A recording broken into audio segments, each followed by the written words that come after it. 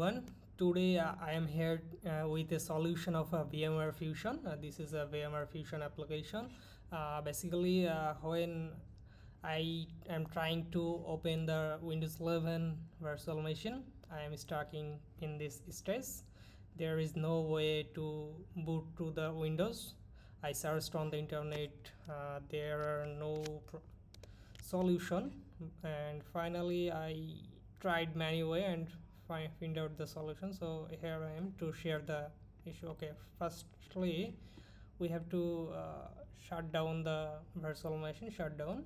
Okay, cross it, then right click on the desired virtual machines, then go to setting and go to CD DVD SATA. We have to enable connect CD DVD drive. Then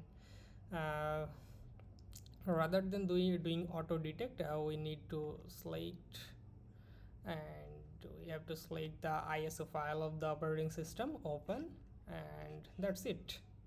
Let's try to start it now. Start up. Okay, press any key to boot from CD or DVD. I just press enter. Maybe there is an issue. Let's back to control command Windows machine, shut down,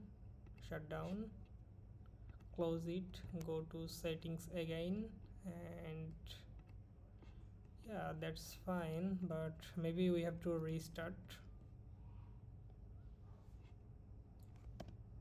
Oh no, if we press enter, then it will go to BIOS. Otherwise, without any enter key, it's go to, well,